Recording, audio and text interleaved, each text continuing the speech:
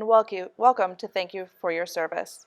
I am Stephanie Shaw, Director of the Veteran Services for the City of Chicopee, and today with us we have John Hurley. He is a Marine Corps veteran from the Vietnam War and a Purple Heart recipient. John, thank you for joining us today. Morning, Stephanie. Thank you for having me. It's a pleasure. I'm really excited to hear your stories. You grew up in Chicopee, right? I did all my life. We moved away a little bit when we moved to Pennsylvania, but other than that, my wife and I married the girl next door, and we both lived in Chicopee all our lives. Wow. So I think maybe we'll just get started. Could you just share with me what inspired you to join the service? Was that voluntary? It was. Okay. It really was. I finished my freshman year at Westfield State College, and I didn't do so well. I majored in party, and my cumulative average was very low. And during the summer, I was thinking about it, what to do. And there was one night we were having dinner, our family, and my father says, "I'm going to the credit union tomorrow to take out the loan for you to go back to school." And I said, "I'm not going back." And he said, "Oh, yes, you are." I said, "Well, I really can't." "What do you mean you can't?" I said, "Well, I joined the service." That's the way I put it. And my mother started, "You can't do that." And I went, "I already did." And what year was this? This was 68. Okay. So Vietnam was going pretty heavy. Yeah. So my father, being a Navy man from World War II, he's quiet, and then he looks at me and he said, "So when do you go to the Great Lakes?" I said, "I'm not going to Great Lakes for boot camp." He said, "Why would they send someone to the West Coast in San Diego when you live on the East Coast?" And I said, "Well, I'm not going to San Diego either." And so the knife and fork went down, and my father says, "Where are you going?" I said, "Parris Island." Oh, my mother, she's crying, and "We know our congressman, we're going to stop this." I said, "I'm 18 years old, I signed for myself." And I just figured, why go back to school when I wasn't really, I don't think I was mature enough to keep on going. So, with no previous conversations about joining the military, No, none. with no, "Hey guys, I think I'm doing this," just at dinner, I did this. Yes, I did this. In the middle of the Vietnam War. Yes. And you joined the most challenging branch Correct. like you could have picked. Right. Like, how hard were you partying to make that kind of a choice? I was partying pretty hard. But I just figured if you're probably going to go to Vietnam. Yeah. So if I'm going to go with the best training there possible. So that's the way I looked at it. You know, I thought that would be my best chance of survival. And little did I know that they put you at the worst spots there is. So, wow. Yeah, so I went February 1st, head off to boot camp. Off to Parris Island. Parris Island. Wow. Yeah. Wow. So what's the timeline from dinner to February 1st? Yes.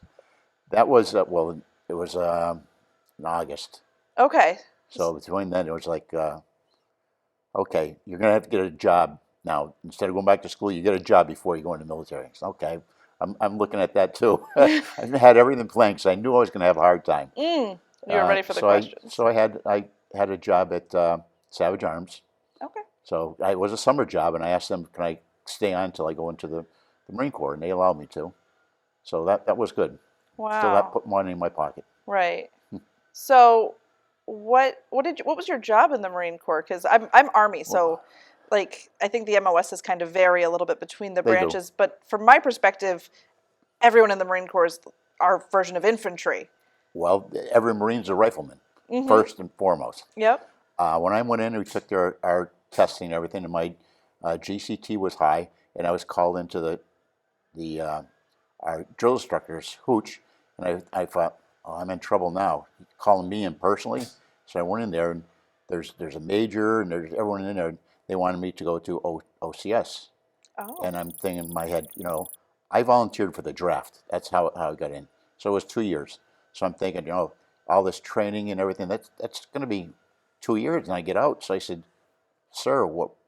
That's 2 years." And they said, "Oh, no. After that, you have 4 years." I said, "This training, everything count?" "Oh, no. After you get commissioned, it's another 4 years." I went, "Isn't that 6 years?" I said, "No, sir." He said, "Well, this wasn't a calm conversation either." And so he said, "If you don't take it, you're going to have the worst job in the Marine Corps." I said, "Yes, sir." And he says, "You know what it is?" I said, "No, sir." So machine gunner, you have zero point 0.5 seconds life expectancy after the firefight starts because you're the target. I went, yes, sir. And that's what I got. I became the machine gunner out in the bush. I'm getting a sense, John, that we can add stubborn to your personality. Oh, just a bit. Just a bit. Okay, so no preface, just I did this, to telling your leadership in the Marine Corps no. That was, So I can't imagine. How did the rest of training go for you? I was like targeted. They picked on me. Mm-hmm. It's like you said no to us, and we're going to make it miserable for you. I went, okay, that's the way it goes. You can't pack up and say, I'm done. Wow. So, yeah. Wow. So I finished my training, and I did my training for machine gunning. And then we had a 30-day leave. Okay. And then we went to jungle warfare training out in California for 6 weeks. And you knew your time was coming because, you take one day you're taking all your weapons to the armor, and they say they want to check them out, make sure everything's ready. And then you go into your barracks, and you wake up in the morning and you're under armed guard because that day you're going to Vietnam. They don't want you trying to escape. So that day, they march you down to the telephones, and everyone that has a telephone, you've got 3 minutes to call your family, tell them, you're going to Vietnam, and then you go back, get all your stuff, your gear, and then you march you to the airport, and Wow. off you go. So, like, not a lot of time training to live action. Let's see, boot camp was 13 weeks. Then you had your gun training, which was 4, ITR, another 4, and then 6, maybe 6 weeks of jungle warfare. So that's about all the training you get. It's all intense, Yeah. very intense. But like you didn't even go to like another base. Like, hey, this is your duty Oh station. no, You just went from training. training. That's correct. Wow. They didn't want you to get back into civilian mode. Wow. Like I struggle to kind of wrap my head around that mentality you must have to just be so Uh, okay with all of that. well, after you say I do, you swear to your oath, you're there. So the best thing to do is, I'll tell you that during boot camp, they tear you down Mm, mentally and physically, and they build you back up. And you have to build back up with the strength mm, to overcome, knowing that absolutely. you can do this, no matter Wow. what. So if you don't mind, take me through Vietnam. What was that? What was that like? When you first arrive and you get off that plane in Da Nang, you can smell the country. There's like you can smell gunpowder in the air. You can smell rotting vegetation from the jungle, and it had a smell to it. It's like, oh, what is this smell? But after a couple of days, you don't recognize it anymore. So I went there, and you go to different spots, and they want to take where, okay, they need a machine gunner somewhere. So then they look and okay, you're going to go here. So you march over to where the company person is, and they'll get you to the company. So by the time you get in there in the morning and at night, you're at the hill where the company rear is, and I had radio watch that night. Next morning, helicopter out to the bush. So the first night I was there, we were on Hill 55, and they lobbed a 500-pound bomb. They catapulted it, and it went right over our head and blew up on the other side. I went, oh my God, here I am. It's like first night there. Yeah. Was that like the oh no, what have I done moment? Yeah, that's it. I started praying very, very religiously. It Wow. was. And then from there on, I went out in the bush. And I was 1st Battalion, 7th Marines, Delta Company, 2nd Platoon. And when you first get there, they don't give you the gun right away because you're inexperienced. They don't know how you're going to react when the live fire is going. Mm. So you become the assistant gunner, or you're carrying ammunition around for the gunner. And then it was, I was there maybe 2 months, and the gunner rotated. He came back. He was come back to the States, and there was no one that wanted the gun. No one wanted to carry it, and those that did want to carry it, our platoon sergeant says they're not reliable. So all of a sudden, Hurley, you got the gun. Okay. So I became the gunner. All right. Yeah. So, and then it was, probably about 8, 9 months I was there. And I got a call. It was called, we were out in the bush. And our commanding officer called me over to, you set up your ponchos as a little where you stay at night. He called me over and he says, "You're going to S4." And I went, "What's S4?" He said, "You're going back to the hill. You have to report to them." I said, "I don't want to leave my gun team," because the team leader, and I said, "I don't want you don't have a choice in this. Go." There you go, saying no again. I know, yeah, it's true. So I went back and I had no idea what S4 was. So I had to go back to the company clerk, and then they transferred me to S4. I found out it's a supply section. Okay. So I became the battalion resupply NCO, which all the 4 companies out in the bush would call in at night to me, and I'd separate things, what had to go down to the LZ for ammunition, what had to go to the corpsman, what had to, different places, and then gather it together, and then call up and say, down the LZ, how many pounds are going here, how many pounds are going there, and then someone would schedule the helicopter to go the next day. And the other assignment I had was became the Mayor's Forestat NCO, which was supposed to be a billet for a second lieutenant, and I had to determine on a weekly basis whether our battalion was combat ready, and I had to answer to the battalion CO on that, and you had to take care of weapons, trucks, ammunition, personnel, anything you can think of. And if there was a lot of calculations you had to go into this, and a weighted average on different things. And if you drop below 92%, your battalion can get pulled out of Vietnam, and that's a black mark on your commanding officer. Absolutely. So I did that, and I made sure I had to go around to all these different. I had to go and talk to lieutenants and say, "You got to get this. I don't care what you do. You have." And they used to get mad at me because I was a corporal, and a corporal telling what to do. And the commanding officer says, "When Hurley tells you, it's me talking." So they got you doing the officer's job anyway. They did. They did. So, and it was a week after I came back onto the hill to do that job. At night, there was our company came back, so I was talking with some of the guys I was with, my gun team and everything. And that night, we got overrun. NVA came and overran our hill. Oh. It was LZ Ross, and they were actually dressed as Marines. Oh. And at night, we didn't know, they're running around, we didn't know who to shoot. Right. So I was in a foxhole, me and 2 other guys, and someone ran by. We saw someone run us, run by. We figured, it looked like a Marine. Right. And he threw a satchel charge in our hole. And one Marine was killed. Another was wounded. He had a hole in his back and a small hole in his head. And it blew me out of the hole about almost 10 yards. And I was out, and I came to. I couldn't feel my body. I feared something's very wrong. It also blew my eardrums out, so I could hardly hear. Mm. And after laying there, I started feeling my body burning. And when I can move around, I could see that all my legs and arms are there. So I crawled back to the hole, and I had shrapnel all up and down my back, my eardrums blown out. And there was Liqueur, who was in there, and so I checked on him. So I packed a bandage on his back and one on his head, and we stayed there until the corpsman could come to us. Wow.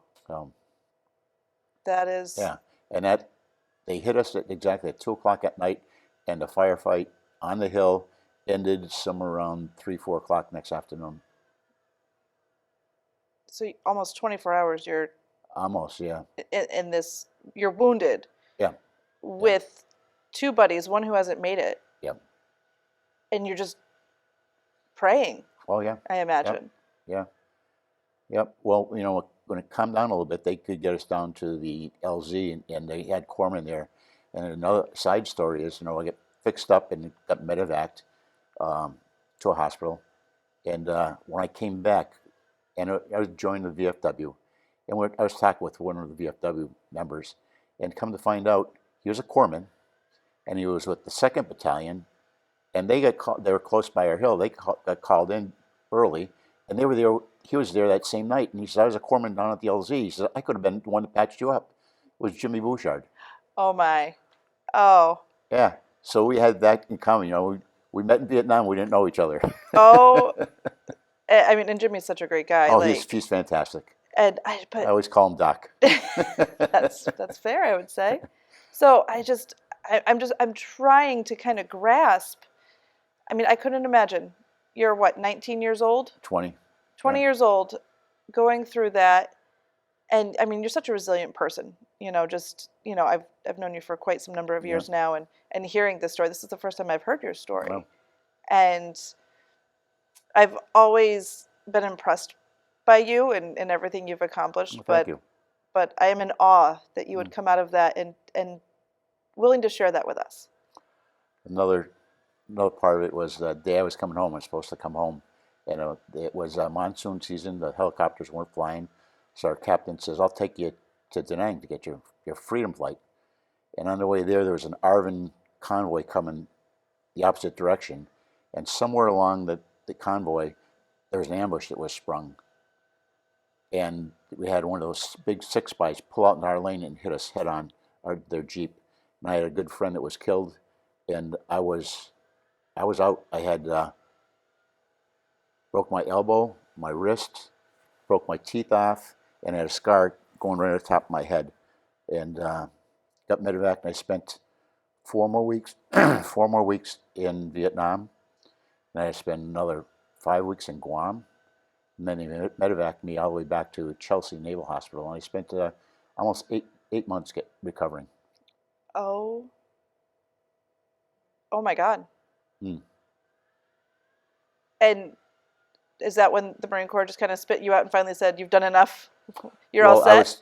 They said, we're gonna get you out, and they said, "We're gonna give you a disability." It was like they're giving me 15%. I went, I'm more than 15%. So they said, "Well, you're gonna have to stay in about 3 more weeks. You're gonna have to go to a military hearing with doctors and generals." I said, "I'll do it." So I had to go out to Chicago and go in front of they gave me a lawyer and went front, and I spent the day in front of doctors and everything. And they finally came back and they said, "We're going to give you 40%. Okay. So I got to retire from the Marine Corps. And then after we got back home, with PTSD and everything, I got 100%. Wow. And what was that like? I mean, after what you experienced so intimately, I mean, the violence and the chaos aside, but like just coming home and having been through that with a sense of patriotism, right? And you explained why you joined, but to come home at a time that it wasn't really with welcome arms. It wasn't. How was that? It was rough because about a year when I got home, I stayed kind of drunk, just trying to clear my mind. My parents wanted me to see a doctor or talk to a priest, someone to just leave me alone. And one day I just woke up and I said, I can't do this anymore. And that's when I started dating my wife, and the girl next door. She claimed she saved me. I might claim the same. Yeah. And I went back to Westfield State, and now I knew what I wanted to do. And my average went, I had a few semesters with a 4.0, and I knew what I wanted to do. And so going back there was tough because they weren't kind to veterans back then. I had fist fights there. Oh man. Yeah, and I even had a English professor tell me, "Hey, Mr. Marine, tell us how it is to kill babies." And I told her she had no right to say that. And so I left the classroom, went down to the head of the department, and he said, "Go on back down there and tell her, because I want to hear it too." You guys are. I told him off and walked out. So we weren't treated right. Absolutely not. I'm very happy to say and proud to say, as part of what I hope is a solution, that we've learned our lesson as a society. But well, I know when people came back from Desert Storm and everything, and they'd come in all hours at night at Westover, I would go up there and welcome them coming home. Well, you lived right on right on Yeah. Sheridan there. So you saw all that Yeah. activity. Yeah. So I knew that they needed that because we didn't get it. We didn't want them to get home the same way we did. Well, I'm really proud of you as a human being to come out of that and then to say, I can still make a difference. I can Thank you. still serve my community Mm. and be impactful. And I think that just a little notch on my why I love John Hurley list. Truly, I think you're a wonderful gentleman, and it's an honor to know you. And welcome home. Well, thank you very much. Thank you. It's good to be home. So you come home, you kind of find your feet. You go back to school. You meet the girl next door, and now, I mean, your life's been full of advocacy ever since. Yeah. So we only have a little bit more time here, but tell me all the ways that you advocate and why you're so passionate to stay connected to the military community. Well, first of all, our country's a great country, and we need our military, and we got to treat our military better. And so I belong to many military groups, life memberships in American Legion, VFW, Military of the Purple Heart, Vietnam Veterans, the DAV, and I try to participate in a lot of these. And I'm very active in the VFW and Military of the Purple Heart, and I, I I think helping not only the people around us, but it's the veterans. Some of these veterans are, still within themselves. They can't bring things out, so they still need help. I did the Veterans History Project at the Soldiers Home, where I interview veterans to put it on tape and send it to the Library of Congress and give them a copy as well for their families. That was rewarding because some of these veterans wouldn't speak out unless they're talking to another veteran. And I had things on a tape that I gave their parents and not their parents, their children. And I had some woman come to me crying because a week after we did this, he passed away, and they never knew some of the things he went through. They finally got to And hear his story. they finally heard his story, which is great. Wow. Yeah. Well, thank you for everything you do. Well, you're welcome. I don't think thank you's enough. I feel like we need to find the bigger words sometimes. Well, I enjoy it. I enjoy it. Well, I appreciate you coming here today, sharing everything with us, being vulnerable with me. That means a lot to me. I'm honored, truly. And so I just want to say, until next time, thank you for your service. Okay. Thank you, Stephanie. Thank you.